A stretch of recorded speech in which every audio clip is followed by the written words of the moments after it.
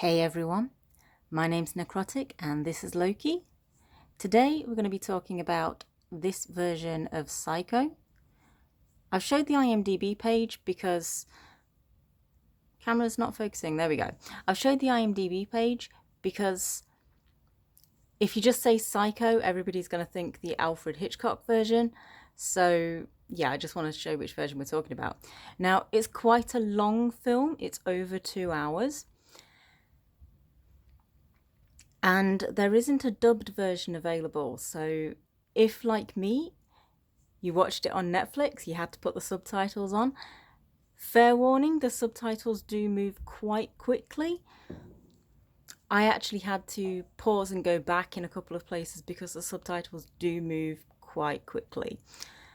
But it's a fantastic film. It's better for people who like gory films. Loki. Good boy, let's keep those eyes on camera. Yeah, we're keeping those eyes on camera. So yeah, it's better for people who like gory films, and it is about a serial killer. I found it to be sort of like a really cool, I want to say hybrid between something like Hostel and I guess Saw or Silence of the Lambs or something like that.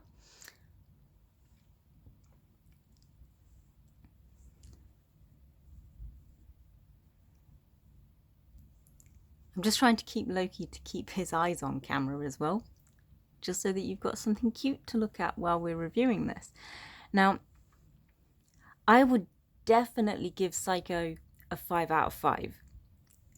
Absolutely fantastic, thoroughly enjoyed it. Really long, but at the same time really well paced. Like, there wasn't a single bit of filler, like nothing in it would I cut out. It's actually disturbing on several levels because I guess I'm just going to have to go straight into spoilers with this one, because I know a lot of people who, even when I recommend subtitled films, they're just like, oh, it's a subtitled film, I'm not going to bother with that. And so I'm going to have to spoil quite a bit of it in order to actually explain why I think it's so good. So basically, you have the main character and she's being stalked by this blind guy. And, you know, you think that's really creepy. She's got a stalker. But then, completely unexpectedly, she arranges to meet the stalker somewhere that's going to be quite isolated, and she's completely by herself. And just as she's meeting the stalker, the serial killer comes out of nowhere and kidnaps her. And then the police are obviously involved. The stalker comes up to where he was supposed to meet her, realizes that she's just been abducted. So he gets the police involved. And the police are really struggling to find her and, you know, find what's happened to her. And so then the story kind of changes from this lady's got a creepy stalker to the stalker is actually trying to rescue her. So that was just a twist that I completely didn't expect to see. And I really don't want to give away like the end of the film or, you know, go into too much of the detail about it. But it's very gory, it's very well paced.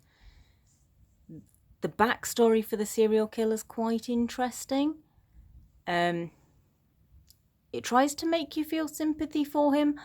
I don't know if I felt sympathy for him. Like, there was a tiny bit of maybe I'm starting to feel sympathy for him, and then just no. So I don't know if that was the intention. I think they wanted it to be that you'd feel a bit more sympathy for him than I did, because, you know, they really try to play up his backstory. And, you know, the funny thing is that by the end of it, I felt so much sympathy for the guy who was originally stalking her. And I'm not sure I'm okay with that. You know, that is a very awkward feeling to have while you're watching the film. Like, you start off just being like, well, this guy's stalking her. He's the bad guy, obviously. And then he's the only person seriously trying to rescue her from the serial killer. So, yeah, it's bad that she had a stalker in the first place, but then it's kind of good because he's the only person it seems like is ever going to be able to rescue her. So, yeah, somehow it managed to be over 2 hours with no filler. It managed to be really well paced, loads of gore. There's also loads of really beautiful scenes in it as well.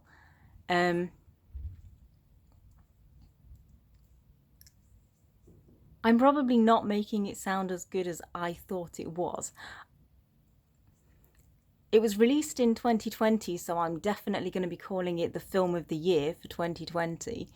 I enjoyed it that much. I'd kind of like them to bring out a dubbed version just because I want to watch it a few more times, but I'd also prefer to be able to watch it without having to sit and read fast-moving subtitles for over 2 hours. But I never hold subtitles against a film. It just means that I have to be in the mood to sit and actually obviously read the subtitles. So I can't do anything like sit and crochet at the same time, because if I look away from the screen for a moment, then I'm completely losing what's going on. Don't open the curtain. Loki, don't open the curtain. Do you want to come back? Do you want to come back? Maybe come back? Yes? Good boy. Sorry for that interruption there. So yeah, I highly recommend Psycho, the 2020 version. I highly recommend the Alfred Hitchcock version as well. I mean, let's face it. I say version, they really don't have anything to do with each other. They just happen to have the same name. Loki. Good boy. You don't need to be hanging off the side. If you hang off the side, I might have to make you move because it looks uncomfortable.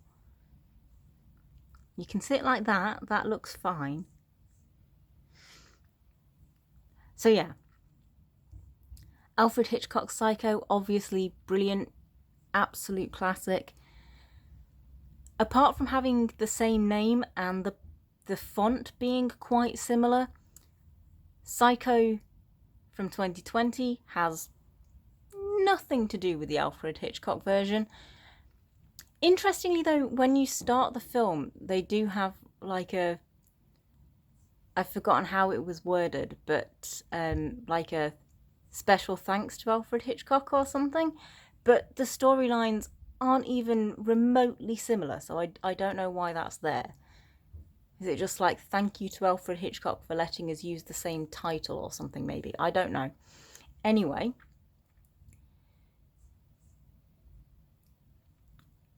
I'm not sure what the original language was.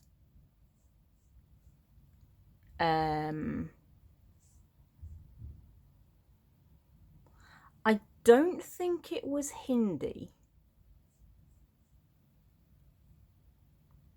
I don't want to guess because I'm not very good at guessing languages. Let's see if I can bring it up actually and tell you what the original language is.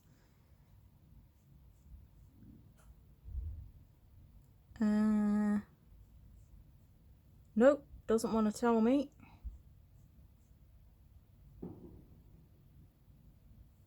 Ah, found it. Language spoken Tamil. Is that how you pronounce that? I don't know if that's how you pronounce that. Sorry if it's not.